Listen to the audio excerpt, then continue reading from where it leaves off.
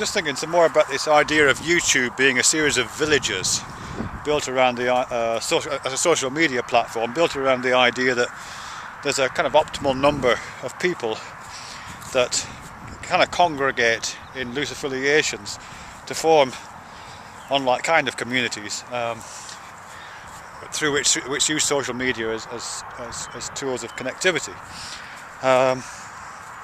Right.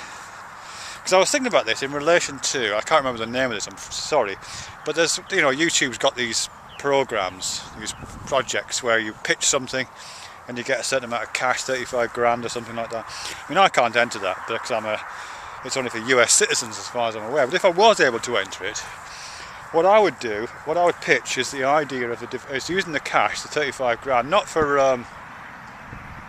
to make more Shane Dawson videos, but to develop tools for better use of social media. And what I'm particularly thinking of is a visualization tool, and I think it'd be a piece of piss to make, quite honestly. You could do it for a lot less than 35k, and it would be, as I say, a visualization tool that allowed you to look at your connections, or to look at to see the kind of village that you occupy. And the way it would work is it would suck information out of the various, which I know YouTube's got.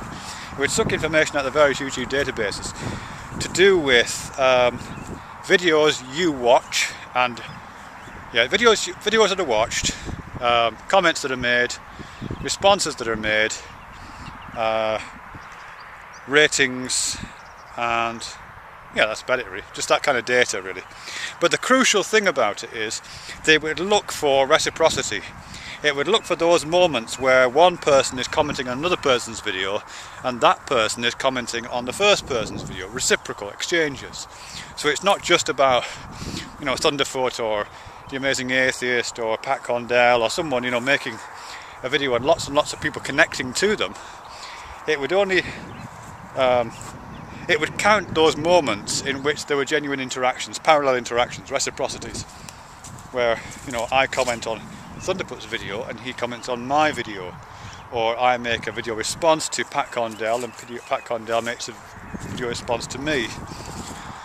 Now obviously these things never happen, that's why I'm using them as examples. But once you've gathered those information about reciprocity, about when two members of a community are in communication with one another apparently, or in a parallel relationship, then you would start measuring that.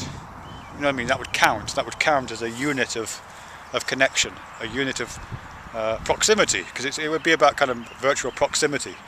The more I get into a reciprocal relationship to you by commenting and have you comment, by making video responses to you and you making video responses to me, and so on, the more we're in that kind of relationship, the more proximity we have, the closer we are like that.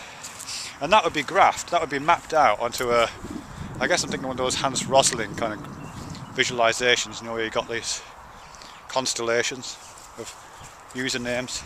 So your username would be in the center of this graphic, and those other users who you've got the strongest reciprocal relationships with would be most proximal to you, would be closest, and then it would go out from there, of course. And if you wanted to, you could click, and so what you would get is a kind of a mind map, or a map really, of all these relationships, with yourself in the middle, and then a whole bunch of people who are relatively close to you, that's people you share a village with, and then some outliers. And then beyond a certain point there's no reciprocation, whether you're just commenting occasionally on somebody who you don't really have any kind of back and forth with. I think that would be really interesting to see that. And if you wanted to, of course, you could click on another username on this graphic, I'm imagining. You could click on it and it would bring their graphic into the centre, their name into the centre, and a constellation would form around them.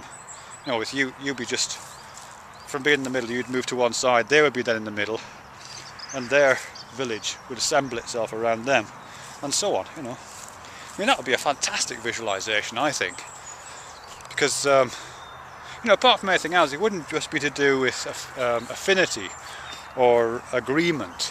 Because a lot of the time when we feel like we're in a community, we're not really in a community at all. We're just in agreements. But actual fact, the For example, the people I have talked to in the past, most haven't been the people I've agreed with. I've had a lot of to and fro occasionally with people who I disagree with. But that would show up as proximity, you know. People who argue a lot would be proximal, just like people in real villages. You know, quite often they live 2 doors apart from each other or in adjacent streets, but they'd hate each other, or they apparently hate each other. But nevertheless, they're in a community, and that's a much more realistic kind of community than just a community of shared opinion, which isn't really a community at all, in my opinion. Yeah, I think that would be great. So that's what I would do if anybody's listening in the US and wants to turn this garbage and ramble that I've just been coming out with into some kind of a proposal. Please do, you know, because I would love to see that. 35k for doing that would be great. What a fantastic tool. Or if anybody can write it and has got access to Google's database, just do it anyway, just do it for free. But launch a website, it'd be massively popular, massively popular. Yeah.